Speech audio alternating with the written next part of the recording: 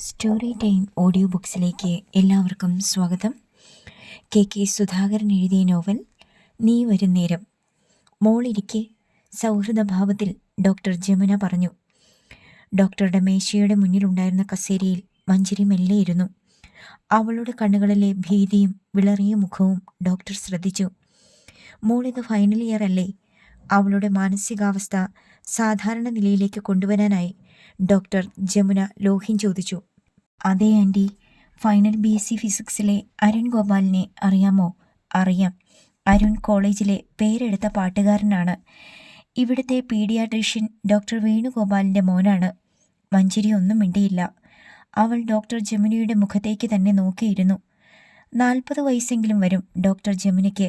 വെളുത്തു മെലിഞ്ഞ ഒരു സുന്ദരി, സൗമ്യമായ മുഖം, കോട്ടൺ സാരിയാണ് വേഷം. 1-2 തവണ വീട്ടിൽ വന്നിട്ടുണ്ട്. ചില കല്യാണങ്ങളിൽ പങ്കെടുക്കാൻ പോയപ്പോഴും കണ്ടിട്ടുണ്ട്. മോളെ എന്തിനാണ് ആൻറ്റിയുടെ അടുത്തേക്ക് അച്ഛനും അമ്മയും കൂടി കൊണ്ടുവന്നതെന്നറിയാമോ? അറിയാമെന്ന അർത്ഥത്തിൽ അവൾ സാവധാനം തലകുലുക്കി. കോളേജിൽ നിന്നും ടൂറിന് പോയപ്പോൾ ഏതോ ഒരു സാറിൽ നിന്നും മോശമായ അനുഭവം മോൾക്കുണ്ടായെന്നാണ് രാജി ചേച്ചി പറഞ്ഞത്. അങ്ങനെ എന്തെങ്കിലും നടന്നോ? മോൾക്ക് എന്നെ പേടിയാണോ? അല്ല. പിന്നെന്താ ഒറ്റ വാക്കിലും മൂളലിലും മറുപടി പറയുന്നേ? അവൾ മിണ്ടിയില്ല. മോൾക്ക് എന്നെ ഇഷ്ടമല്ലേ? ഇഷ്ടമാണ്. എന്നെ വിശ്വാസമുണ്ടോ? എങ്കിൽ നമുക്ക് സംസാരിക്കാം. ആൻറ്റിയോട് മോൾക്ക് എന്തും തുറന്നു പറയാം. അച്ഛനോടും അമ്മയോടും എല്ലാം പറയാൻ നമുക്ക് ചില പരിമിതികളുണ്ടല്ലോ. ഡോക്ടർ ജമുനയുടെ ആ വാക്കുകൾ അവൾക്ക് ആശ്വാസവും ആത്മവിശ്വാസവും നൽകി. ആൻറ്റിക്ക് തൻ്റെ അവസ്ഥ മനസ്സിലാക്കാൻ കഴിയുന്നുണ്ട്. രഹസ്യങ്ങളൊന്നും ആൻറ്റി പുറത്തു വിടുകയുമില്ല. അതവൾക്ക് ഉടൻ തന്നെ മനസ്സിലായി. ആ സാറിൻ്റെ പേരെന്നോട് പറഞ്ഞിട്ടില്ല. അതെനിക്ക് അറിയുകയും വേണ്ട.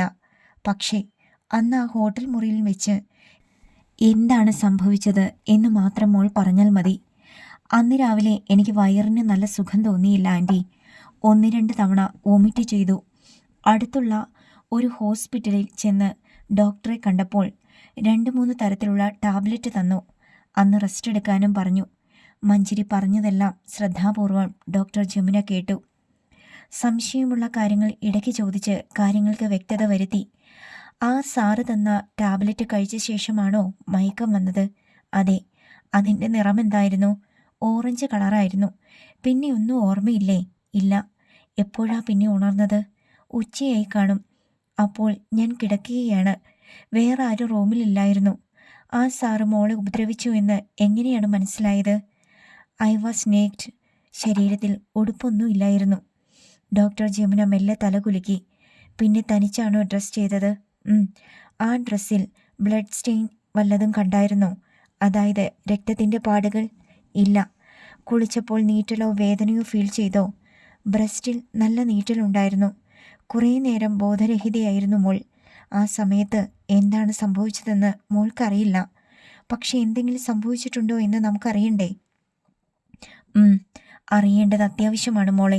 അല്ലെങ്കിൽ ഭാവിയിൽ അത് ചില പ്രോബ്ലംസ് ഉണ്ടാക്കിയെന്ന് വരും. മോൾ സഹായിച്ചാൽ ആൻറ്റി അത് കണ്ടുപിടിക്കാം. ഞാൻ എന്ത് സഹായമാണ് ചെയ്യേണ്ടത്? മഞ്ജരി ചോദിച്ചു. മോൾ ഉടുപ്പുകൾ അഴിക്കണം. എന്നിട്ട് ആ ടേബിളിൽ കയറി കിടക്കണം. അവൾ എതിർപ്പൊന്നും പറഞ്ഞില്ല. ഡോക്ടർ ജമുന ചെന്ന് വാതിലിൻ്റെ ബോൾട്ട് ഇട്ടിട്ട് 2 കൈകളിലും ഗ്ലൗസ് ധരിച്ചു. നിമിഷങ്ങൾ ഇഴഞ്ഞു നീങ്ങിക്കൊണ്ടിരുന്നു. അതോടെ രാധാകൃഷ്ണൻ്റെയും രാജലക്ഷ്മിയുടെയും വിലാസിനിയുടെയും ആശങ്കകൾ ഏറി വന്നു. എനിക്ക് ഈ ടെൻഷൻ താങ്ങാൻ വയ്യ രാധേട്ടാ, രാജലക്ഷ്മി പറഞ്ഞു. അയാൾ അവരെ ഒന്ന് നോക്കി. എന്തു പറഞ്ഞാണ് ആശ്വസിപ്പിക്കേണ്ടതെന്ന് അയാൾക്കറിയില്ലായിരുന്നു.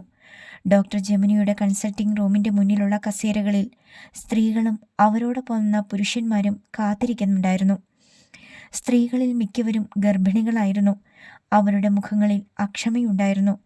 മഞ്ജരി അകത്ത് പോയിട്ട് ഏറെ നേരമായി. അപ്പോഴാണ് ഇടനാഴിയുടെ അറ്റത്ത് നിന്ന് സെറ്റുമുണ്ടെടുത്ത ഒരു സ്ത്രീ കയ്യിലൊരു പ്ലാസ്റ്റിക് കിറ്റും തൂക്കി നടന്നു വരുന്നത് രാജലക്ഷ്മി കണ്ടത്. രാജലക്ഷ്മി ഞെട്ടി. സ്കൂളിലെ ഹിന്ദി ടീച്ചർ ഭാനുമതി. നാക്കിന് 4 മുഴം നീളമുണ്ട് ഭാനുമതി ടീച്ചറിന്. ആരെ കണ്ടാലും ചിരിച്ച് ലോഹ്യം കാട്ടി എന്തെങ്കിലും ഒന്ന് മിണ്ടിപ്പറയാതെ പോവുകയില്ല അവർ. ഭാനുമതി ടീച്ചർക്ക് മുഖം കൊടുക്കാതെ രാജലക്ഷ്മി തല കുനിച്ചിരുന്നു. മൊബൈലിൽ ആരോട് സംസാരിച്ചുകൊണ്ടാണ് അവർ വന്നത്. അത് കാരണം ആരെയും ശ്രദ്ധിക്കാതെ അവർ കടന്നുപോയി. രാജലക്ഷ്മി ദീർഘമായി ഒന്ന് നിശ്വസിച്ചു. മോൾ വന്നായിരുന്നെങ്കിൽ നമുക്ക് പോകാമായിരുന്നു, അവർ വിലാസിനിയോട് പറഞ്ഞു. മോളെ ജമുന വിടാതെ എങ്ങനെയാ? പോയതുപോലെ തിരിച്ച് ഉടൻ തന്നെ ഭാനുമതി ടീച്ചർ വന്നു. ഇത്തവണ കയ്യിൽ മൊബൈൽ ഉണ്ടായിരുന്നില്ല. രാജലക്ഷ്മിക്ക് രക്ഷപ്പെടാൻ കഴിയുന്നതിനു മുമ്പേ ഭാനുമതി ടീച്ചർ അവരെ കണ്ടുപിടിച്ചു. അയ്യോ, എന്താ ടീച്ചറെ ഇവിടെ? അവർ ഉത്കണ്ഠയോടെ ചോദിച്ചു. അത് മഞ്ചരി മോൾക്കൊരു പനി. തൊണ്ട വരണ്ടെങ്കിലും രാജലക്ഷ്മി പറഞ്ഞു. അങ്ങനെ പറഞ്ഞത് മണ്ടത്തരമായെന്ന് അടുത്ത നിമിഷം തന്നെ അവർക്ക് ബോധ്യപ്പെടുകയും ചെയ്തു. പനിക്ക് ഗൈനക്കോളജിസ്റ്റിനെയാണോ ടീച്ചറെ കാണുന്നത്? രാജലക്ഷ്മിക്ക് മിണ്ടാൻ കഴിഞ്ഞില്ല. രാധാകൃഷ്ണൻ്റെ കസിനല്ലേ ജമുന ഡോക്ടർ? ഇവിടെ വരെ വന്ന സ്ഥിതിക്ക് ജമുന ഡോക്ടറെ കാണാൻ കയറിയതാ മോൾ. ജനറൽ ഫിസിഷ്യൻ വിശ്വനാഥനെ കാണിക്കാനാ ഞങ്ങൾ മോളെയും കൊണ്ടുവന്നത്. വിലാസിനി അവരുടെ സഹായത്തിനെത്തി. രാജലക്ഷ്മി ടീച്ചറിൻ്റെ മോൾ കുഴപ്പത്തിലൊന്നും ചെന്ന് ചാടത്തില്ലെന്ന് അല്ലെങ്കിലും എനിക്കറിയാം. കണ്ണിലെ കൃഷ്ണമണി പോലെയല്ലേ മോളെ ടീച്ചർ വളർത്തുന്നത്. പക്ഷേ ഇപ്പോഴത്തെ കുട്ടികളെയൊന്നും കണ്ണുമടച്ച് വിശ്വസിക്കാൻ പറ്റത്തില്ല ടീച്ചറെ. എന്നെ കണ്ടാൽ കിണ്ണം കട്ടെന്ന് തോന്നുമോ എന്ന മട്ടിൽ അവരുടെ നടത്തം. എന്നാൽ എത്ര കിണ്ണം കാണുമെന്ന് അവർക്ക് പോലും തിട്ടം കാണത്തില്ല. അതും പറഞ്ഞ് ഭാനുമതി ടീച്ചർ ഒന്ന് ചിരിച്ചു. അവരുടെ മുഖത്ത് നോക്കി ഒരു ആട്ട് കൊടുക്കാനാണ് വിലാസിനിക്ക് തോന്നിയത്. പക്ഷേ അവർ സ്വയം നിയന്ത്രിച്ചു. അതോ എന്നോട് കള്ളം പറഞ്ഞതാണോ? മോൾക്ക് പീരിയഡ്സിൻ്റെ പ്രശ്നം വല്ലതുമുണ്ടോ? ചില കുട്ടികൾക്ക് എല്ലാ മാസവും കാണത്തില്ല, ചിലർക്ക് 2-3 മാസം കൂടുമ്പോഴാണ്. എൻ്റെ അനിയത്തിയുടെ മോൾ രേണുവിന് വയസ്സ് 15ആയി. ഇതുവരെ അവൾക്ക് വന്നിട്ടേയില്ല. മഞ്ചരി മോൾക്ക് അത്തരം പ്രോബ്ലം ഒന്നുമില്ല ടീച്ചറെ. കോളേജിൽ നിന്ന് കുട്ടികളെല്ലാം കൂടി മൂന്നാറിൽ സ്റ്റഡി ടൂറിന് പോയിട്ട് ഇന്നലെയാണ് വന്നത്. തണുപ്പടിച്ച് അവൾക്കൊരു ജലദോഷം പിടിച്ചു. അല്ലാതെ രാജലക്ഷ്മി ക്ഷമയോടെ വിശദീകരിച്ചു. ഇപ്പോഴത്തെ പനിയൊക്കെ പേടിക്കണം ടീച്ചറെ. ഞങ്ങളുടെ തൊട്ടടുത്ത വീട്ടിലെ അപ്പുക്കുട്ടനാശാരിയുടെ മോന് 15 വയസ്സേ ഉണ്ടായിരുന്നുള്ളൂ. ഒരു പനി വന്നതാ. ഒരുപാട് ചികിത്സിച്ചു. 1 മാസം മുമ്പേ പോയി. ഭാനുമതി ടീച്ചറിൻ്റെ സംസാരം സഹിക്കാൻ വയ്യാതെ രാധാകൃഷ്ണൻ എഴുന്നേറ്റ് വെളിയിലേക്ക് നടന്നു. ഭാനുമതി ടീച്ചർക്ക് എന്താണ് അസുഖം? അവരെ ഒഴിവാക്കാനായി രാജലക്ഷ്മി പെട്ടെന്ന് ചോദിച്ചു. എനിക്ക് അസുഖമൊന്നുമില്ല ടീച്ചറെ. വയസ്സിപ്പോൾ 52 കഴിഞ്ഞു. ഇക്കാലത്തിനിടയിൽ ഒരൊറ്റ ദിവസം പോലും അസുഖം വന്ന് ആശുപത്രിയിൽ കിടക്കേണ്ടി വന്നിട്ടില്ല. വീമ്പ് പറയണതല്ല, സത്യമാ. പിന്നെന്താ ഇപ്പം? എൻ്റെ മൂത്ത ആങ്ങളുടെ മോൾ ഇവിടെ പ്രസവിച്ചു കിടക്കുന്നു. ഇന്ന് 3 ഓപ്പറേഷനായിരുന്നു. കൊച്ചിനെയും തള്ളയും കാണാൻ വന്നതാ.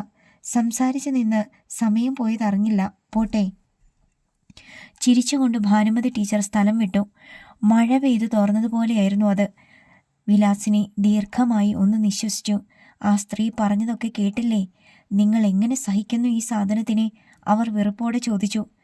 സ്കൂളിൽ ആർക്കും അവരെ ഇഷ്ടമല്ല ചേച്ചി.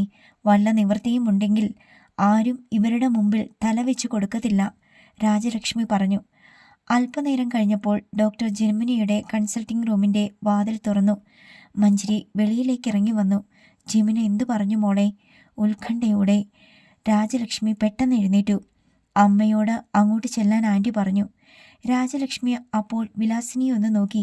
ചേച്ചി കൂടെ വാ, അവർ പറഞ്ഞു. അപ്പോൾ മോളോ? അവൾ ഇവിടെ ഇരിക്കട്ടെ, അച്ഛനിപ്പം വരുമല്ലോ. രാജലക്ഷ്മിയോടൊപ്പം വിലാസിനിയും ഡോക്ടർ ജമുനയുടെ മുറിയിലേക്ക് കയറി ചെന്നു. വാഷ് ബേസിനിൽ കൈ കഴുകുകയായിരുന്നു ജമുന. രണ്ടാളും ഇരിക്കെ. രാജലക്ഷ്മിയും വിലാസിനിയും അടുത്തടുത്ത കസേരകളിൽ ഉച്ചത്തിൽ മിടിക്കുന്ന ഹൃദയത്തോടെ ഇരുന്നു. ടർക്കിയിൽ കൈകൾ തുടച്ച് ഡോക്ടർ ജമുന വന്നു. അയാൾ മോളുടെ മേൽ അക്രമം നടത്തിയിട്ടുണ്ട്. അതിലപ്പുറം ഒന്നും സംഭവിച്ചിട്ടില്ല. She still virgin.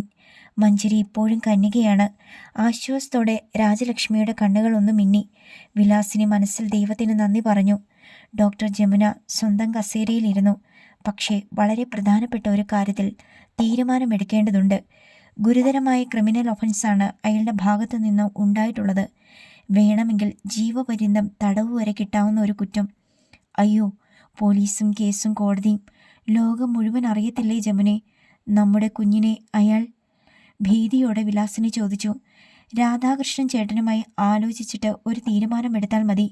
വേണ്ടി വന്നാൽ മെഡിക്കൽ എവിഡൻസ് ഞാൻ കൊടുക്കാം.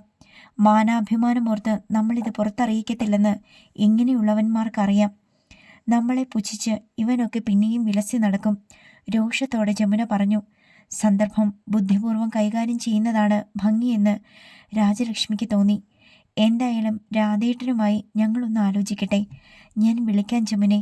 രണ്ടുപേരും എഴുന്നേറ്റ് യാത്ര പറഞ്ഞ് വെളിയിലേക്ക് ഇറങ്ങി. പുറത്ത് മറ്റുള്ള പേഷ്യൻസിൻ്റെ കൂടെ മഞ്ജരി ഇരിക്കുന്നുണ്ടായിരുന്നു.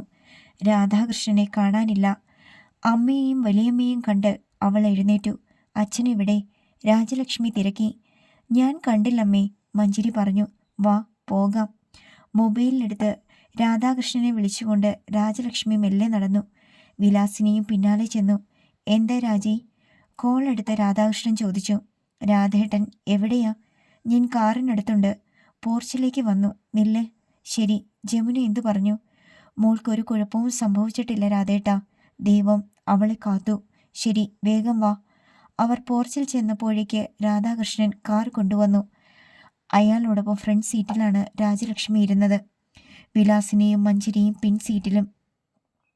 വീടെത്തുന്നതുവരെ ആരും ഒന്നും സംസാരിച്ചില്ല. വീട്ടിലെത്തിയപ്പോൾ മഞ്ജരിയെയും കൊണ്ട് വിലാസിനി അവളുടെ മുറിയിലേക്ക് പോയി. രാധേട്ടൻ വാ, ഒരു കാര്യം പറയാനുണ്ട്. രാധാകൃഷ്ണനെയും കൊണ്ട് രാജലക്ഷ്മി സൈഡ് റൂമിലേക്ക് ചെന്നു. ഡോക്ടർ ജമുന പറഞ്ഞതെല്ലാം അവർ അയാളെ അറിയിച്ചു.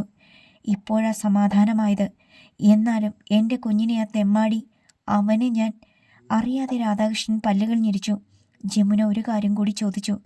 എന്താണ്? നമ്മൾ പോലീസിൽ കംപ്ലൈൻറ്റ് കൊടുക്കുന്നുണ്ടോയെന്ന്. കൊടുത്താലോ? ഇത്തരം ചെന്നായ്ക്കളെയൊന്നും കയറൂരി വിടാൻ പാടില്ല. ജയിലിൽ അടയ്ക്കണം. അല്ലെങ്കിൽ നാളെ വേറെ ഏതെങ്കിലും പെൺകുട്ടിയെ... രോഷത്തോടെ അയാൾ പറഞ്ഞു. വേണ്ട രാധേട്ടാ, നമ്മൾ മലർന്നു കിടന്ന് തുപ്പരുത്. ഇപ്പോൾ ചാനലുകളൊക്കെയുള്ള സ്ഥിതിക്ക് ലോകം മുഴുവൻ ഇതറിയും. സ്വന്തം വിദ്യാർത്ഥിനിയെ ഒരു അധ്യാപകൻ മാനഭംഗപ്പെടുത്താൻ ശ്രമിച്ചു എന്നറിഞ്ഞാൽ അതൊരു സെൻസേഷണൽ ന്യൂസായിരിക്കും. രാധാകൃഷ്ണൻ മിണ്ടിയില്ല. തന്നെയുമല്ല, ബാലഭാസ്കറും അവൻ്റെ അച്ഛനും അമ്മയും ഒക്കെ എങ്ങനെ പ്രതികരിക്കും എന്നും നമുക്കറിയാൻ പറ്റില്ലല്ലോ. എന്നാൽ ഞാൻ ചന്ദ്രശേഖര പിള്ളയോടൊന്ന് ആലോചിക്കട്ടെ. പുള്ളി പഞ്ചായത്ത് മെമ്പറല്ലേ? അയ്യോ, അതൊന്നും വേണ്ട. മാനഭംഗത്തിനിരയായ ഒരു കുട്ടിയെ മരുമകളാക്കാൻ പുള്ളി തയ്യാറായില്ലെങ്കിലോ? ആരും അറിയണ്ട രാധേട്ടാ. ഇതിങ്ങനെ അങ്ങ് പോകട്ടെ. ഈ സംഭവം നമുക്കങ്ങ് മറക്കാം. രാജലക്ഷ്മി അപേക്ഷിച്ചു. പക്ഷേ എപ്പോഴെങ്കിലും ആ പട്ടിയെ ഞാനൊന്ന് കാണും. എനിക്ക് അവനോട് കണക്ക് തീർക്കണം. അല്ലാതെ എൻ്റെ മനസ്സ് ശാന്തമാകത്തില്ല രാജി. അതിക്രമത്തിനൊന്നും പോകില്ലേ.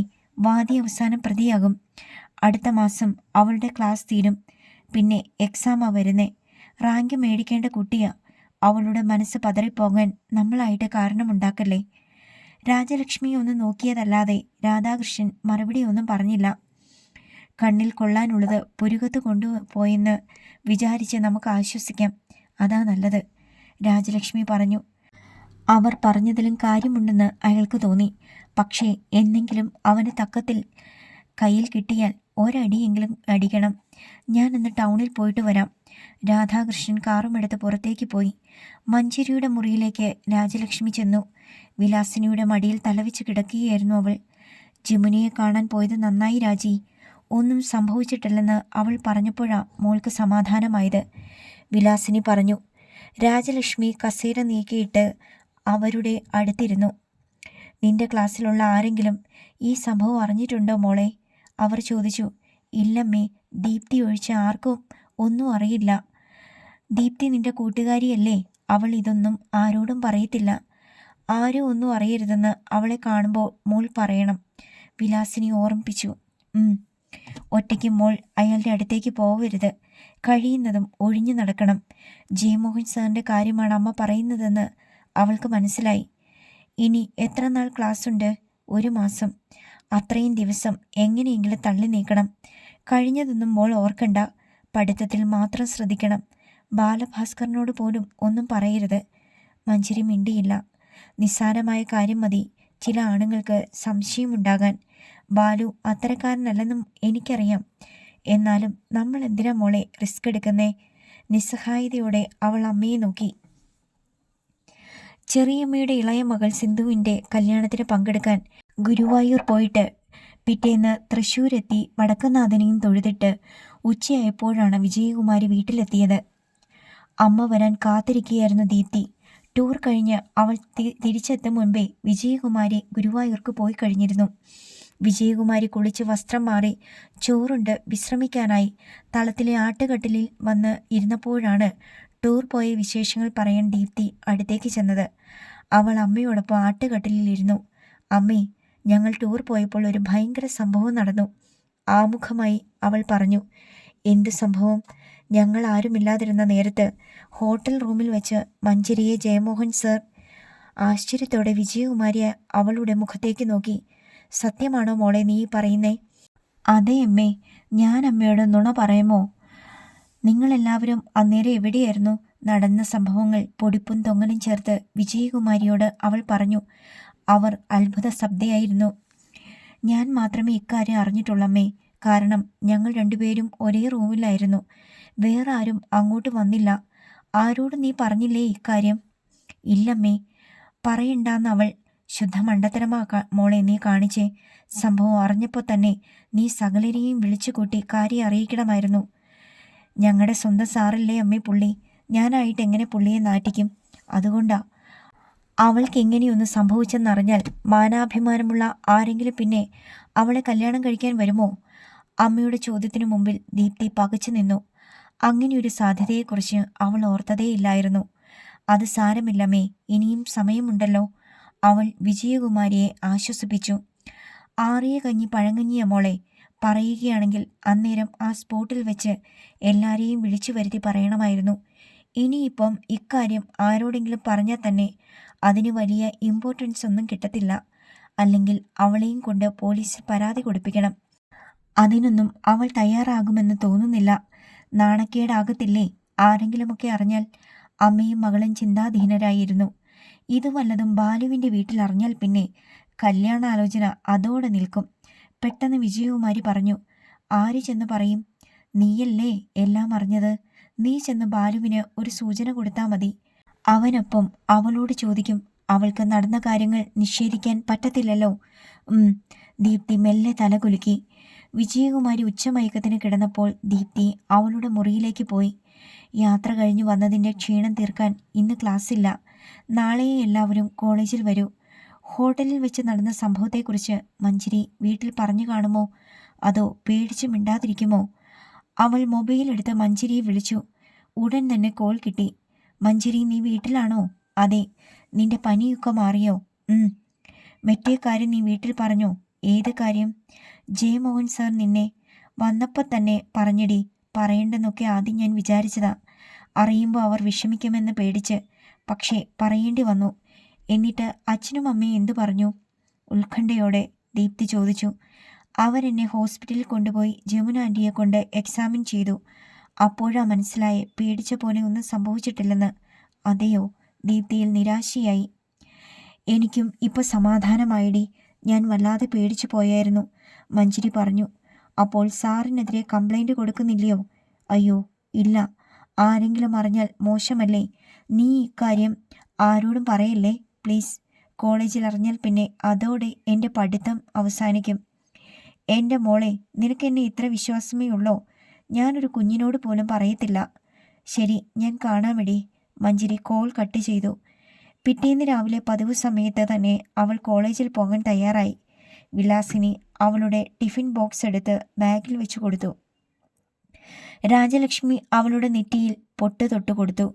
അമ്മ പറഞ്ഞതൊക്കെ ഓർമ്മയുണ്ടല്ലോ? കഴിയുന്നതും അയാളെ ഒഴിവാക്കി നടക്കണം, രാജലക്ഷ്മി പറഞ്ഞു. അവൾ തലകുലുക്കി. ആരോടോ അധികം ചെങ്ങാത്തത്തിനൊന്നും പോകണ്ട, വിലാസിനി പറഞ്ഞു. ശരി വല്യമ്മേ. മഞ്ജരി ബാഗുമെടുത്ത് സ്കൂട്ടർ സ്റ്റാർട്ട് ചെയ്ത് ഓടിച്ചു പോയി. ഈശ്വര, എൻ്റെ കുഞ്ഞിനൊരാപത്തും വരുത്തല്ലേ, നെഞ്ചിൽ കൈവച്ച് രാജലക്ഷ്മി പ്രാർത്ഥിച്ചു. രാധാകൃഷ്ണൻ കാറെടുത്ത് ഓഫീസിലേക്ക് പോയി. വിലാസിനിയും രാജലക്ഷ്മിയും ഒന്നിച്ചിരുന്നാണ് പ്രാതൽ കഴിച്ചത്. രാജലക്ഷ്മി സ്കൂളിൽ പോകാൻ സാരി ഉടുത്ത് തയ്യാറാവുമ്പോഴേക്ക് വിലാസിനി ടിഫിൻ ബോക്സിൽ ചോറും കറികളും വിളമ്പിക്കൊണ്ടുവന്ന് കൊടുത്തു. ഞാൻ പോയിട്ട് വരാൻ ചേച്ചി. രാജലക്ഷ്മി റോഡിലെത്തിയപ്പോൾ അവർക്ക് റിട്ടേൺ ഓട്ടോ കിട്ടി. സ്കൂളിൻ്റെ മുന്നിൽ തന്നെ ഇറങ്ങി. സ്റ്റാഫ് റൂമിൽ ചെന്ന് ബാഗ് വെച്ചിട്ട് അറ്റൻഡൻസ് രജിസ്റ്ററിൽ ഒപ്പിടാൻ ഓഫീസിൽ ചെന്നപ്പോൾ സുഭദ്ര ടീച്ചർ അവിടെ ഉണ്ടായിരുന്നു. രാജലക്ഷ്മി വന്നേ.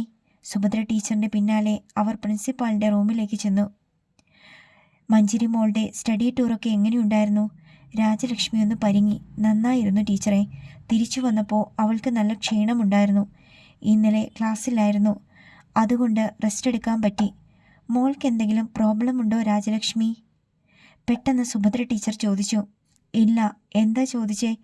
പിന്നെന്തിനാ ഇന്നലെ അവളെ ഗൈനക്കോളജിസ്റ്റിനെ കാണിക്കാൻ കൊണ്ടുപോയേ? രാജലക്ഷ്മി മരവിച്ചു നിന്നു. ഇന്നലെ ഞങ്ങൾ കൃഷ്ണ നഴ്സിംഗ് ഹോമിൽ പോയിട്ടുണ്ടായിരുന്നു സുഭദ്രേ. പക്ഷേ അത് ഗൈനക്കോളജിസ്റ്റിനെ കാണാനൊന്നുമല്ല. ഉള്ളിലെ പരിഭ്രമം പ്രകടമാകാതിരിക്കാൻ ശ്രമിച്ചുകൊണ്ട് രാജലക്ഷ്മി പറഞ്ഞു. കുറച്ചു മുമ്പ് ഒപ്പിടാൻ വന്നപ്പോൾ ഭാനുമതി ടീച്ചറാ പറഞ്ഞത്.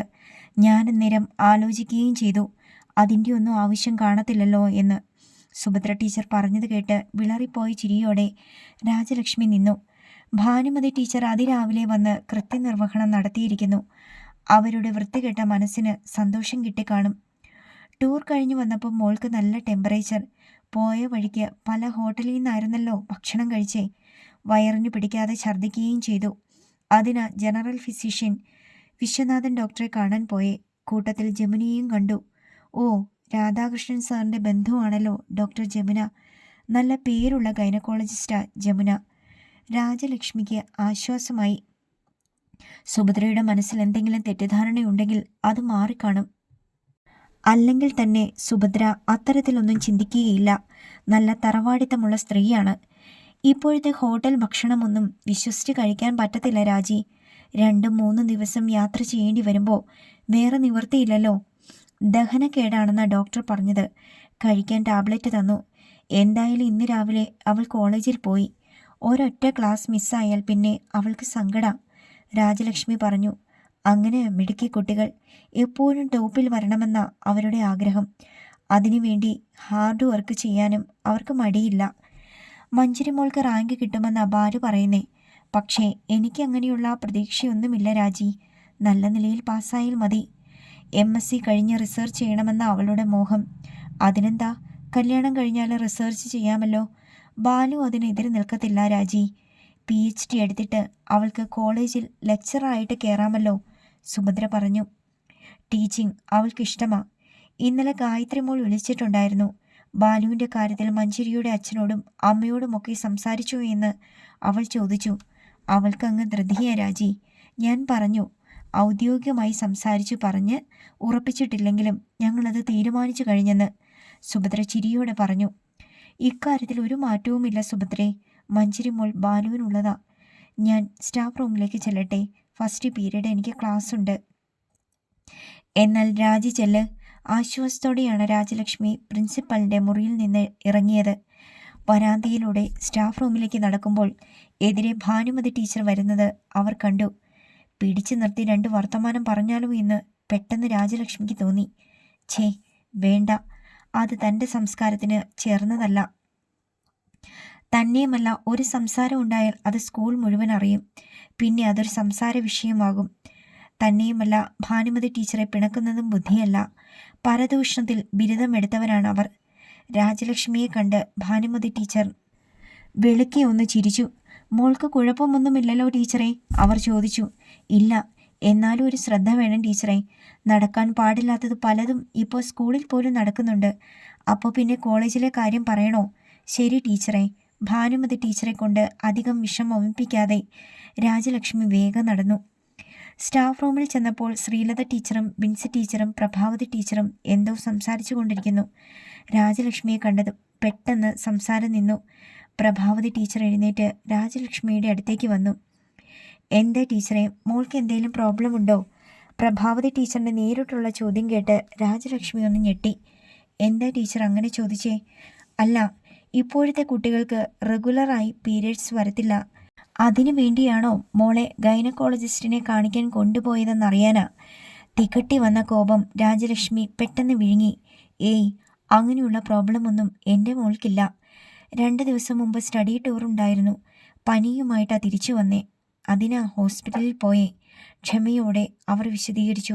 നമ്മുടെ ഭാനുമതി ടീച്ചറാ പറഞ്ഞത്. മോളെയും കൊണ്ട് ജമുന ഡോക്ടറെ കാണാൻ ടീച്ചർ അവിടെ ഇരിക്കുന്ന കണ്ടെന്ന്. ഞാൻ വിചാരിച്ചു, ആളുകൾക്ക് എന്താ ടീച്ചറെ പറഞ്ഞു നടക്കാൻ പറ്റാത്തെ. പെട്ടെന്ന് സ്കൂൾ അസംബ്ലിക്കുള്ള ബെല്ല് മുഴങ്ങി. അതോടെ ആ ചർച്ച അവിടെ അവസാനിപ്പിച്ചു. പക്ഷേ രാജലക്ഷ്മിയുടെ മനസ്സ് നീറിപ്പുകഞ്ഞു. ഭാനുമതി ടീച്ചർ ആർക്കൊക്കെ വാർത്ത വിതരണം ചെയ്തു കാണും. ഫൈനൽ BScക്കാർക്കായിരുന്നു രാവിലെ ആദ്യത്തെ പീരീഡ്. ക്ലാസ് കഴിഞ്ഞ് ജയമോഹൻ സ്വന്തം മുറിയിൽ വന്ന് വാഷ് ബേസിനിൽ വിരലുകളിൽ നിന്ന് ചോക്ക് പൊടി കഴുകിക്കളഞ്ഞു. അപ്പോഴാണ് അറ്റൻഡർ ശശാങ്കൻ ഹാഫ് ഡോർ തുറന്ന് മുറിയിലേക്ക് കയറി വന്നത്. എന്താ ശശാങ്ക? അയാൾ തിരക്കി. സുചിത്ര ടീച്ചർ പറഞ്ഞു സാർ അങ്ങോട്ട് ചെല്ലാൻ. എന്താ കാര്യം? ടർക്കിയിൽ കൈകൾ തുടച്ചുകൊണ്ട് ജയമോഹൻ ചോദിച്ചു. എന്തോ പ്രശ്നമുണ്ട്. എന്ത് പ്രശ്നം? അതെനിക്കറിയത്തില്ല. സുഭാഷ് സാറിനെയും ദിവ്യയെയും അർച്ചനയെയും ഒക്കെ വിളിച്ചു വരുത്തിയിട്ടുണ്ട്. ജയമോഹന്റെ മുഖത്ത് പെട്ടെന്ന് ഗൗരവഭാവം വന്നു. സ്റ്റഡി ടൂർ സംബന്ധിച്ച് എന്തോ ചോദിക്കാനോ സംസാരിക്കാനോ ആണ്. ടൂറിനെ കുറിച്ച് മൊത്തത്തിൽ ഒരു റിപ്പോർട്ട് കിട്ടാനാണെങ്കിൽ സാരമില്ല. പക്ഷേ അതല്ല. എന്തോ പ്രശ്നമുണ്ടെന്ന് നിനക്ക് തോന്നിയോ? അയാൾ ശശാങ്കനെ ചോദ്യം ചെയ്തു. സുചിത്ര ടീച്ചറിന്റെ മുഖം കണ്ടിട്ട് കാര്യം അത്ര പന്തിയല്ലെന്ന് എനിക്ക് തോന്നി. അതാ. ജയമോഹൻ ഒരു നിമിഷം ആലോചിച്ചു നിന്നു. നീ പോയിക്കോ, ഞാൻ വന്നേക്കാം. ശശാങ്കൻ മുറിയിൽ നിന്നിറങ്ങിപ്പോയി. ഒരു സിഗരറ്റ് വലിക്കണമെന്ന് തോന്നി ജയമോഹന്. ബ്രീഫ് കേസിൽ സിഗരറ്റും ലൈറ്ററുമുണ്ട്. പക്ഷേ കോളേജിൽ പുകവലി പാടില്ല. തന്നെയുമല്ല, അവർ തനിക്ക് വേണ്ടി കാത്തിരിക്കുകയാണ്. വാഷ് ബേസിന് മുകളിലുള്ള നിലക്കണ്ണാടിയിൽ നോക്കി അയാൾ മുടിയൊന്നൊതുക്കി വെച്ചു. ഷർട്ടിന്റെ കോളർ പിടിച്ച് നേരെയാക്കി. പ്രൊഫസർ സുചിത്ര ബാലകൃഷ്ണനെ പേടിക്കേണ്ട ഒരു കാര്യവുമില്ല. സാധു സ്ത്രീയാണവർ. തൻ്റെ സഹായമില്ലെങ്കിൽ ബോട്ടണി ഡിപ്പാർട്ട്മെൻറ്റിലെ ഒരു കാര്യവും നേരെ ചൊവ്വേ കൊണ്ടുപോകാനുള്ള ത്രാണി അവർക്കില്ല. അവർക്ക് ഉത്തരവ് നൽകാൻ പറ്റില്ല, അഭ്യർത്ഥിക്കാനേ കഴിയൂ. റൂമിൽ നിന്നിറങ്ങി അയാൾ പ്രൊഫസർ സുചിത്ര ബാലകൃഷ്ണന്റെ മുറിയിലേക്ക് നടന്നു. മഞ്ജരിയെക്കുറിച്ച് ചോദിക്കാനായിരിക്കില്ല പ്രൊഫസർ വിളിപ്പിച്ചത്. കാരണം ആ സംഭവം ഇതുവരെ പുറത്താരും അറിഞ്ഞിട്ടില്ലല്ലോ, ദീപ്തിയല്ലാതെ. ചിലപ്പോൾ അവൾ... ഇല്ല, പ്രൊഫസറെ കണ്ട് പറയാനുള്ള ധൈര്യം അവൾക്ക് കാണുകയില്ല. താൻ വിചാരിച്ചാൽ യൂണിവേഴ്സിറ്റി എക്സാം എഴുതാൻ അനുവാദം കിട്ടുകയില്ലെന്ന് അവൾക്ക് നന്നായി അറിയാം. അവൾ ആ സാഹസത്തിന് മുതിരുകയില്ല. ജയമോഹൻ ചെന്നപ്പോൾ പ്രൊഫസർ സുചിത്രയുടെ മുറിയിൽ സുഭാഷും ദിവ്യയും അർച്ചനയും ഉണ്ടായിരുന്നു. ഒട്ടും സന്തോഷത്തിലായിരുന്നില്ല ആരും. ജയമോഹൻ ഇരിക്കൂ, ഗൗരവസ്വരത്തിൽ പ്രൊഫസർ സുചിത്ര പറഞ്ഞു. മേശയുടെ എതിർവശത്ത് ഒഴിവുണ്ടായിരുന്ന കസേരയിൽ സുഭാഷിൻ്റെയും ദിവ്യയുടെയും അർച്ചനയുടെയും സമീപത്ത് അയാളിരുന്നു. ജയമോഹനെ വിളിപ്പിച്ചത് എന്തിനാണെന്ന് മനസ്സിലായോ? പ്രൊഫസർ ചോദിച്ചു. ഇല്ല, അയാൾ അജ്ഞത നടിച്ചു. സ്റ്റഡി ടൂർ നല്ല നിലയിൽ നടന്നു എന്ന് ഇവരിൽ നിന്ന് ഞാൻ മനസ്സിലാക്കി. അത് നല്ല കാര്യം. പക്ഷേ ഒരനിഷ്ട സംഭവം നടന്നു എന്ന് ഞാൻ അറിഞ്ഞു. അതേക്കുറിച്ച് സംസാരിക്കാനാണ് ജയമോഹൻ വരാൻ പറഞ്ഞത്. അനിഷ്ട സംഭവം? ജയമോഹൻ അറിയാതെ ഒന്ന് ഞെട്ടി. ടീച്ചർ എന്താണ് ഉദ്ദേശിക്കുന്നതെന്ന് മനസ്സിലായില്ല. ടൂറിൻ്റെ രണ്ടാമത്തെ ദിവസം മഞ്ജരിക്ക് സുഖമില്ലാതായില്ലേ? ഉവ്, അന്ന് രാവിലെ അവൾക്ക് വയറുവേദനയാണെന്ന് ദീപ്തിയാണ് വന്ന് എന്നോട് പറഞ്ഞത്. ഉടൻ തന്നെ ഹോട്ടലിൻ്റെ അടുത്ത് തന്നെ ഉണ്ടായിരുന്ന ഒരു ഹോസ്പിറ്റലിൽ അർച്ചനയും ഞാനും കൂടി അവളെ കൊണ്ടുപോയല്ലോ. അതൊക്കെ ശരി തന്നെ. എന്തുകൊണ്ടാണ് അവളെ ഒറ്റയ്ക്ക് ഹോട്ടൽ മുറിയിലാക്കിയിട്ട് മറ്റുള്ളവരെല്ലാം പ്ലാന്റ് കളക്ഷന് വിട്ടത്? ടൂർ ലീഡർ എന്ന നിലയിൽ ജയമോഹൻ എടുത്ത ആ തീരുമാനം ശരിയായിരുന്നു എന്ന് തോന്നുന്നുണ്ടോ? പ്രൊഫസർ സുചിത്ര ചോദിച്ചു. മറ്റു 3 പേരും നിശബ്ദരായി എല്ലാം കേട്ടിരുന്നതേയുള്ളൂ. മഞ്ജരി റെസ്റ്റ് എടുക്കുന്നതാണ് നല്ലതെന്ന് ഡോക്ടർ സജസ്റ്റ് ചെയ്തു. അവൾ ഹോട്ടലിൽ റെസ്റ്റ് എടുക്കട്ടെ എന്നായിരുന്നു ഞങ്ങളുടെയും തീരുമാനം.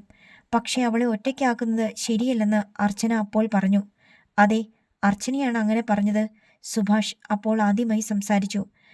മഞ്ജരിയും ദീപ്തിയും വലിയ കൂട്ടാണ്. എങ്കിൽ പിന്നെ ദീപ്തി അവർക്ക് കൂട്ടിരിക്കട്ടെ എന്നാണ് ഞാൻ പറഞ്ഞത്, ശരിയല്ലേ?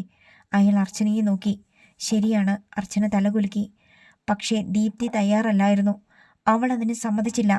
എങ്കിൽ വേറെ ഏതെങ്കിലും ഗേൾസിനോട് ജയമോഹന് ചോദിക്കാമായിരുന്നു, പ്രൊഫസർ പറഞ്ഞു. ആരും തയ്യാറാകില്ലായിരുന്നു ടീച്ചറെ. അതുകൊണ്ടാണ് ഞാൻ ചോദിക്കാതിരുന്നത്. അർച്ചനയെയും ദിവ്യയെയും ഇരുത്താമായിരുന്നു. കുട്ടികളെ ഗൈഡ് ചെയ്യാൻ 2 പേരെ കൊണ്ട് പറ്റില്ല. അതുകൊണ്ടാണ് സുഭാഷിനെയും അർച്ചനയെയും ദിവ്യയെയും ഞാൻ വിട്ടത്, ജയമോഹൻ ന്യായീകരിച്ചു. പക്ഷേ അതറിഞ്ഞ് മഞ്ജരിയുടെ ഫാദർ എന്നെ വിളിച്ച് ഭയങ്കരമായി കുറ്റപ്പെടുത്തി. സുഖമില്ലാത്ത ഒരു പെൺകുട്ടിയെ തനിച്ച് ഹോട്ടൽ മുറിയിലാക്കിയത് തെറ്റായി പോയെന്നാണ് അദ്ദേഹം പറഞ്ഞത്. വേറെ ഏതെങ്കിലും കുട്ടിയെ കൂട്ടിനിരുത്തിയിരുന്നെങ്കിൽ അതിൻ്റെ ഫാദറും വിളിച്ച് ഇതുപോലെ ചൂടായേനെ. സ്റ്റഡി ടൂറിന് കാശ് മുടക്കി മോളെ വിട്ടിട്ട് അവളെ അസുഖക്കാരിക്ക് കൂട്ടിരുത്താൻ നിങ്ങൾക്ക് എന്ത് അവകാശമെന്ന് ചോദിച്ച് ആർക്കും മറുപടിയില്ലായിരുന്നു. അർച്ചനയെയോ ദിവ്യയെയോ അവൾക്ക് കൂട്ടിനിരുത്താമെന്ന് ഞാൻ ആലോചിച്ചതാ. 2 പെണ്ണുങ്ങളെ മാത്രം പരിചയമില്ലാത്ത ഹോട്ടലിൽ വിട്ടിട്ട് കുട്ടികളോടൊപ്പം പോകാൻ എനിക്ക് പറ്റുമോ? അതുകൊണ്ടാണ് ഞാൻ. പ്രൊഫസർ സുചിത്ര അല്പമൊന്ന് താഴ്ന്നു. ജയമോഹനെ കുറ്റപ്പെടുത്തിയതല്ല ഞാൻ. മഞ്ജരിയുടെ അച്ഛൻ വിളിച്ച് പരാതി പറഞ്ഞ കാര്യം അറിയിച്ചെന്നേ ഉള്ളൂ. പക്ഷേ മേലിൽ ഇങ്ങനെയൊരവസ്ഥ ഉണ്ടായാൽ വളരെ ശ്രദ്ധിച്ച് കൈകാര്യം ചെയ്യണം. എല്ലാവരെയും അതൊന്നറിയിക്കാൻ വേണ്ടിയാണ് ഞാൻ. ശരി, എല്ലാവർക്കും പോകാം. ജയമോഹനാണ് ആദ്യം എഴുന്നേറ്റത്. അയാൾ നേരെ ചെന്ന് സ്വന്തം മുറിയിലിരുന്നു. മഞ്ജരിയുടെ അച്ഛൻ പ്രൊഫസറെ വിളിച്ച് പരാതി പറഞ്ഞിരിക്കുന്നു. അത് അയാൾക്കൊരു പുതിയ അറിവായിരുന്നു. അദ്ദേഹം എന്തെങ്കിലും അറിഞ്ഞോ? ഹോട്ടലിൽ നിന്ന് അവൾ വീട്ടിലേക്ക് വിളിച്ച് സംസാരിച്ചോ? ജയമോഹൻ്റെ മനസ്സമാധാനം നഷ്ടപ്പെട്ടു. അയാൾ മൊബൈലിലെടുത്ത് ശശാങ്കനെ വിളിച്ചു. എന്താ സാറേ? ശശാങ്കനെ ഉടനെ കിട്ടി. താനിപ്പോൾ എവിടെയാ? ക്യാൻറ്റീനിലാണ് സാറേ. എത്രയും വേഗം താൻ MSCക്കാരുടെ ക്ലാസ്സിൽ ചെന്ന് മഞ്ജരിയോട് പറയണം ഉടൻ ചെന്ന് പ്രൊഫസറെ കാണാൻ. പറയാം സാറേ. എന്നിട്ട് അവളെ എൻ്റെ അടുത്ത് കൊണ്ടുവരണം. ഞാനാണ് വിളിക്കുന്നതെന്ന് പറഞ്ഞാൽ അവൾ വരത്തില്ല. അതെന്താ സാറേ? ശശാങ്കന് കൗതുകമായി. ഒരു ചെറിയ പ്രശ്നമുണ്ട്. ഇക്കാര്യം വേറെ ആരും അറിയണ്ട കേട്ടോ. ഇല്ല സാറേ. ചൂട് പഴംപൊരിയും ചായയും കഴിക്കുകയായിരുന്നു ശശാങ്കൻ. കഴിയുന്നത്ര വേഗത്തിൽ അതകത്താക്കിയിട്ട് അയാൾ MSc ക്ലാസ്സിലേക്ക് ചെന്നു. കുട്ടികൾ വെറുതെ സംസാരിച്ചിരിക്കുകയായിരുന്നു അപ്പോൾ. പലരും പുറത്തു പോയിരുന്നു. അയാൾ മഞ്ജരിയുടെ അടുത്തേക്ക് ചെന്നു. ലൈബ്രറിയിൽ നിന്നെടുത്ത ടെക്സ്റ്റ് ബുക്ക് മറിച്ചു നോക്കുകയായിരുന്നു അവൾ. കുട്ടിയെ പ്രൊഫസർ വിളിക്കുന്നു, അയാൾ പറഞ്ഞു. സുചിത്ര ടീച്ചറോ? വിശ്വാസം വരാതെ അവൾ ചോദിച്ചു. വിളിച്ചോണ്ട് ചെല്ലാൻ പറഞ്ഞു. അവൾ ഒന്ന് അമ്പരന്നു. ടീച്ചറെ വിളിച്ച് അച്ഛൻ ചൂടായി സംസാരിച്ച കാര്യം അവൾ വലിയമ്മയിൽ നിന്ന് അറിഞ്ഞിരുന്നു. അക്കാര്യം ചോദിക്കാനായിട്ടായിരിക്കുമോ? ബുക്ക് അടച്ചു വെച്ചിട്ട് അവൾ എഴുന്നേറ്റു. ശശാങ്കൻ്റെ പിന്നാലെ ചെന്നു. മറ്റൊരു സീറ്റിലിരുന്ന് ദീപ്തി എല്ലാം കാണുന്നുണ്ടായിരുന്നു. എന്തിനാണ് ശശാങ്കൻ വന്ന് മഞ്ജരിയെ വിളിച്ചുകൊണ്ട് പോയതെന്ന് അവൾക്ക് മനസ്സിലായില്ല. ജയമോഹൻ്റെ മുറിയുടെ മുന്നിലെത്തിയപ്പോൾ ശശാങ്കൻ പെട്ടെന്ന് നിന്നു. ജയമോഹൻ സാറിന് ഇയാളോട് എന്തോ സംസാരിക്കാനുണ്ട്, അതിനാ വിളിച്ചോണ്ട് വന്ന് അയാൾ സത്യം പറഞ്ഞു. മഞ്ജരി ഞെട്ടലോടെ നിന്നു. എനിക്ക് സാറിനോടൊന്നും സംസാരിക്കേണ്ട, അവൾ പറഞ്ഞു. മുറിയിലിരുന്ന ജയമോഹൻ അത് കേട്ടു. സാർ വിളിപ്പിച്ചതല്ലേ, കണ്ടിട്ട് പോകുന്നത് അയാൾക്ക് നല്ലത്, ശശാങ്കൻ നിർബന്ധിച്ചു. എനിക്കാരെയും കാണണ്ടാന്ന് പറഞ്ഞില്ലേ? അറിയാതെ അവളുടെ ശബ്ദമുയർന്നു. ജയമോഹൻ പെട്ടെന്ന് വെളിയിലേക്ക് ഇറങ്ങി വന്നു. തൻ്റെ അച്ഛൻ പ്രൊഫസറെ വിളിച്ച് കംപ്ലൈൻറ്റ് ചെയ്തില്ലേ? അതേക്കുറിച്ച് സംസാരിക്കാൻ ടീച്ചർ എന്നെ ഏർപ്പെടുത്തിയിരിക്കുക. താൻ റൂമിലേക്ക് വാ, അയാൾ പറഞ്ഞു. എനിക്കൊന്നും സംസാരിക്കാനില്ല, അയാളുടെ മുഖത്തേക്ക് നോക്കാതെ അവൾ പറഞ്ഞു. ശരി, എങ്കിൽ ഞാൻ വൈകുന്നേരം ഇയാളുടെ വീട്ടിലേക്ക് വരാം. അച്ഛനെയും അമ്മയും കാണുമല്ലോ അവിടെ. അവരുടെ മുമ്പിൽ വെച്ച് സംസാരിക്കാം. എന്താ? മഞ്ജരി വീണ്ടും ഞെട്ടി. ജയമോഹൻ സാർ വീട്ടിലേക്ക് വന്നാൽ അച്ഛൻ ചിലപ്പോൾ എന്തും ചെയ്തെന്നിരിക്കും. സാറിന് എന്താണ് പറയാനുള്ളത്? അവൾ ചോദിച്ചു. ജയമോഹൻ ശശാങ്കൻ്റെ നേർക്കൊന്ന് നോക്കി. നോട്ടത്തിൻ്റെ അർത്ഥം മനസ്സിലായപ്പോൾ അയാൾ പെട്ടെന്ന് സ്ഥലം വിട്ടു. റൂമിലേക്ക് വാ, അവിടെ ആകുമ്പോൾ ആരും ശ്രദ്ധിക്കില്ല, ജയമോഹൻ വീണ്ടും പറഞ്ഞു. വേണ്ട, ഇവിടെ വെച്ച് സംസാരിച്ചാൽ മതി, ഉറച്ച സ്വരമായിരുന്നു അവളുടേത്. അയാൾ ചുറ്റുമൊന്ന് നോക്കി. അടുത്തെങ്ങും ആരുമില്ല. കുട്ടികൾ ക്ലാസ്സിലാണ്. ക്ലാസ്സിലില്ലാത്തവർ വെറുതെ ചുറ്റി നടക്കുകയാണ്. അന്ന് അവിടെ വെച്ച് സംഭവിച്ച കാര്യം ആർക്കെങ്കിലും അറിയാമോ? അയാൾ ചോദിച്ചു. ദീപ്തിക്കറിയാം. എങ്ങനെ അറിഞ്ഞു? വേറെ ആർക്കൊക്കെ അറിയാം? അവൾ മിണ്ടിയില്ല. വീട്ടിൽ പറഞ്ഞോ ഇക്കാര്യം? എന്താണ് പറഞ്ഞത്? അതിനും അവൾ മറുപടി പറഞ്ഞില്ല. എനിക്കൊരു ദുരാഗ്രഹം ഉണ്ടായി എന്നത് ശരിയാണ്. ആ ആഗ്രഹം നടപ്പാക്കാൻ ഞാൻ ശ്രമിച്ചു എന്നത് സത്യമാണ്. പക്ഷേ ഞാൻ പെട്ടെന്ന് പിൻവാങ്ങി. താനപ്പോൾ ബോധരഹിതയായിരുന്നു. അതുകൊണ്ടാണ് ഞാൻ ഇക്കാര്യം പറയുന്നത്. മഞ്ജരി മുഖം കുനിച്ചു നിന്നതേയുള്ളൂ. എനിക്ക് ഇയാളോട് ഒരിഷ്ടം തോന്നി.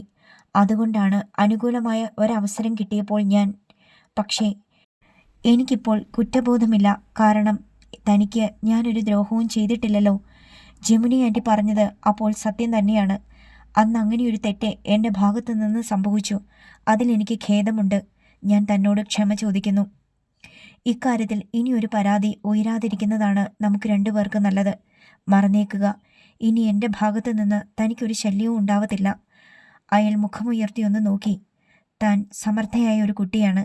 ഈ സംഭവം പഠനത്തെ ഒട്ടും ബാധിക്കരുത്. എന്നിൽ നിന്ന് എന്ത് സഹായം വേണമെങ്കിലും പ്രതീക്ഷിക്കാം. കിട്ടാത്ത നോട്ട്സോ ടെക്സ്റ്റ് ബുക്കോ എന്ത് വേണമെങ്കിലും തരാം. ഇതെല്ലാം ഒരു പുതിയ അടവാണോ? അവൾക്ക് സംശയം തോന്നാതിരുന്നില്ല. പക്ഷേ ഈ കെണിയിൽ വീഴാൻ മഞ്ജരിയെ കിട്ടുകയില്ല. എൻ്റെ ഭാഗത്തു നിന്ന് ഒരു പരാതിയും ഉണ്ടാകത്തില്ല. എനിക്ക് സാറിൻ്റെ ഒരു സഹായവും വേണ്ട. എന്നെ വെറുതെ വിട്ടാൽ മാത്രം മതി. അവൾ പിന്നെ അവിടെ നിന്നില്ല. പെട്ടെന്ന് പിന്തിരിഞ്ഞ് ക്ലാസ്സിലേക്ക് നടന്നു. മഞ്ജരി വരുന്നതും കാത്ത് ദീപ്തി ക്ലാസ്സിലിരിക്കുന്നുണ്ടായിരുന്നു. എന്തിനാ പ്രൊഫസർ നിന്നെ വിളിപ്പിച്ചേ? ആകാംക്ഷ അടക്കാൻ വയ്യാതെ അവൾ ചോദിച്ചു. പ്രൊഫസറല്ല എന്നെ വിളിപ്പിച്ചത്, മഞ്ജരി പറഞ്ഞു. പിന്നെ? ജയമോഹൻ സർ, ശബ്ദം താഴ്ത്തി അവൾ വെളിപ്പെടുത്തി. എന്തിന്? ഉച്ചത്തിൽ മിടിക്കുന്ന ഹൃദയത്തോടെ ദീപ്തി ചോദിച്ചു. മഞ്ജരി മറുപടി പറഞ്ഞില്ല. തൊട്ടടുത്ത് മറ്റു കുട്ടികൾ ഇരിക്കുന്നുണ്ടായിരുന്നു. നീ വന്നേ. ദീപ്തി അവളുടെ കൈ പിടിച്ചു വലിച്ച് വെളിയിലേക്ക് നടന്നു. എന്തിനാ നിന്നെ അയാൾ വിളിപ്പിച്ചേ? ആരുമില്ലാത്ത ഒരു സ്ഥലത്ത് ചെന്ന് ദീപ്തി ചോദിച്ചു. മാപ്പ് പറയാൻ. മാപ്പോ? ദീപ്തിക്ക് വിശ്വാസമായില്ല. ജയമോഹൻ പറഞ്ഞ കാര്യങ്ങളെല്ലാം മഞ്ജരി അവളോട് പറഞ്ഞു. നീ എന്തൊരു മണ്ടിയാ? എല്ലാം കേട്ട് കഴിഞ്ഞപ്പോൾ ദീപ്തി നിരാശയോടെ ചോദിച്ചു. ഞാനോ? അവൾക്ക് മനസ്സിലായില്ല. അയാൾ പഠിച്ച കള്ളനാണ്, അതുകൊണ്ടാ നിന്നെ സോപ്പിട്ട് കയ്യിലെടുത്തേ. നീ ഒരു പരാതി കൊടുത്താൽ അയാളുടെ ജോലി അതോടെ തെറിക്കും. അയാളെ അറസ്റ്റ് ചെയ്ത് ജയിലിലും ഇടും. ജയമോഹൻ സാർ എന്നെ മാനഭംഗപ്പെടുത്തി എന്ന് സകലരും അറിയുകയും ചെയ്യും. ദീപ്തിക്ക് ഒന്നും പറയാനില്ലായിരുന്നു. അതേക്കുറിച്ച് ഞാൻ ഓർക്കാനേ ഇഷ്ടപ്പെടുന്നില്ല. നീ വരുന്നെങ്കിൽ വാ, എനിക്ക് കുറച്ച് വർക്കുണ്ട്. മഞ്ജരി ക്ലാസ്സിലേക്ക് തിരിച്ചുപോയി. നിരാശയോടെ ദീപ്തി നിന്നു. പക്ഷേ പിന്മാറാനോ തോറ്റുകൊടുക്കാനോ അവൾ തയ്യാറായിരുന്നില്ല. അന്ന് ഉച്ച കഴിഞ്ഞ് ലൈബ്രറിയിലേക്ക് പോകുന്ന വഴി അവൾക്ക് ജയമോഹനെ സൗകര്യത്തിന് കിട്ടി. ലൈബ്രറിയിൽ നിന്നെടുത്ത 2 പുസ്തകങ്ങളുമായി അയാൾ എതിരെ വരുന്നുണ്ടായിരുന്നു. അയാളെ കണ്ട് അവൾ പെട്ടെന്ന് നിന്നു. സാർ ഇത്ര ബുദ്ധിമാനാണെന്ന് ഞാൻ വിചാരിച്ചില്ല, അവൾ പറഞ്ഞു. അയാൾ ചോദ്യഭാവത്തിൽ അവളെ നോക്കി. മഞ്ജരിയുമായി ഒത്തുതീർപ്പിലെത്തിയല്ലേ? ആര് പറഞ്ഞു? അയാൾ ചോദിച്ചു. അവൾ തന്നെ പറഞ്ഞു സാർ അവളെ വിളിച്ചു സംസാരിച്ചെന്ന്. എനിക്ക് പറയാനുള്ള കാര്യങ്ങൾ ഞാൻ അവളോട് പറഞ്ഞു. അതിലെന്താ തെറ്റ്? അയ്യോ, ഒരു തെറ്റുമില്ല. പക്ഷേ 2 മാസം കഴിയുമ്പോൾ അവൾ പ്രഗ്നൻസി ടെസ്റ്റ് നടത്തും. അന്നേരവും സാർ ഇതുപോലെ കൂളായിട്ട് നിൽക്കണം. അന്നേരം എന്തെങ്കിലും സംഭവിച്ചാൽ ഞങ്ങളത് പരിഹരിച്ചോളാം. നിന്റെ സഹായമൊന്നും വേണ്ട, അയാൾ പുച്ഛത്തോടെ പറഞ്ഞിട്ട് പോകാനായി തിരിഞ്ഞു. സാറൊന്ന് നിന്നേ, പെട്ടെന്ന് ദീപ്തി പറഞ്ഞു. ജയമോഹൻ വീണ്ടും നിന്നു.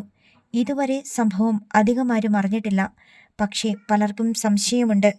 ചില കുട്ടികൾ അവളോട് കുത്തി ചോദിക്കുന്നുമുണ്ട്. അവൾക്ക് സുഖമില്ലാതായപ്പോൾ വേറെ ഏതെങ്കിലും ഗേൾസിനെ കൂട്ടിനിരുത്താത്തത് എന്താ? സാർ തന്നെ അവൾക്ക് ഹോട്ടലിൽ സഹായത്തിനിരുന്നത് എന്തിനാണെന്ന് പലരും ചോദിച്ചു തുടങ്ങി. അയാൾ മിണ്ടിയില്ല. എന്തെങ്കിലും പുറത്തായാൽ സംഭവിക്കാൻ പോകുന്നത് എന്താണെന്ന് അറിയാമോ? ഒന്നും സംഭവിക്കുകയില്ല, അയാൾ പറഞ്ഞു. അവളുടെ മാരേജ് ഫിക്സ് ചെയ്തിരിക്കുക. അക്കാര്യം സാറിനറിയാമോ? ആരുമായിട്ട്? ഞങ്ങളുടെ പഞ്ചായത്ത് പ്രസിഡന്റ് ചന്ദ്രശേഖരപിള്ള സാറിൻ്റെ മോൻ ബാലഭാസ്കറുമായിട്ട്. KSEBയിൽ ജൂനിയർ എഞ്ചിനീയറാണ് ബാലഭാസ്കർ. അയാളെ എനിക്കറിയാം. വർഷങ്ങളായി 2 പേരും പ്രേമത്തിലാ. 2 പേരുടെയും വീട്ടുകാർക്ക് ഇതറിയാം. ഫൈനൽ എക്സാം കഴിഞ്ഞ് മാരേജ് നടത്താനാ 2 വീട്ടുകാരും പ്ലാൻ ചെയ്തേക്കുന്നേ. കല്യാണം നടക്കട്ടെ, അതിന് എനിക്കെന്താ, അയാൾ നിസ്സാര മട്ടിൽ പറഞ്ഞു. ഈ വാർത്ത ബാലഭാസ്കറിൻ്റെയോ അയാളുടെ വീട്ടുകാരുടെയോ ചെവിയിലെത്തിയാൽ ആ കല്യാണം നടക്കുമെന്ന് സാറിന് തോന്നുന്നുണ്ടോ? അവരതറിഞ്ഞാലല്ലേ. അറിയില്ലെന്ന് സാറിന് എന്താണ് ഇത്ര ഉറപ്പ്? നീ ചെന്ന് പറയുമെന്നായിരിക്കും. എൻ്റെ കൂട്ടുകാരിയെ ചതിക്കുന്നവളല്ല സാർ ഞാൻ. അവളെ ഞാൻ അത്രയേറെ സ്നേഹിക്കുന്നു. അതുകൊണ്ടാണ് അവൾക്ക് വേണ്ടി ഞാൻ സാറിനോട് സംസാരിക്കുന്നത്. മനസ്സിലായില്ല? ആ കല്യാണം മുടങ്ങിയാൽ അത് നാട്ടിലെല്ലാവരും അറിയും. കാരണം ഈ കല്യാണക്കാര്യം പലർക്കും അറിയാം. പിന്നെ അവൾക്ക് ഏതെങ്കിലും കല്യാണം നടക്കുമോ? റേപ്പ് ചെയ്യപ്പെട്ട പെണ്ണാണ് അവളെന്നറിഞ്ഞാൽ അന്തസ്സും അഭിമാനവുമുള്ള ഏതെങ്കിലും കുടുംബത്തിൽ നിന്ന് അവൾക്ക് ഒരു പയ്യനെ കിട്ടുമോ? നിർത്തടി, ജയമോഹൻ കോപമടക്കി പറഞ്ഞു. ദീപ്തി ഞെട്ടിപ്പോയി. അങ്ങനെ എന്തെങ്കിലും സംഭവിച്ചാൽ മഞ്ജരിയെ ഞാൻ കല്യാണം കഴിക്കും. അയാൾ പറഞ്ഞത് കേട്ടത് വിശ്വസിക്കാനാവാതെ അവൾ അയാളെ തുറച്ചു നോക്കി. സാർ എന്താ പറഞ്ഞത്? അവളെ ഞാൻ കല്യാണം കഴിച്ച് എൻ്റെ ഭാര്യയാക്കുമെന്ന്. നീ അധികം പേടിപ്പിക്കണ്ട, കേട്ടല്ലോ. അയാൾ ധൃതിയിൽ നടന്നു പോകുന്നത് നോക്കി ദീപ്തി നിന്നു. സംഭവിക്കാൻ പോകുന്നതും അത് തന്നെയാണ്. അവൾ അതോർത്ത് പുഞ്ചിരിച്ചു. അടുത്ത ഭാഗം നാളെ.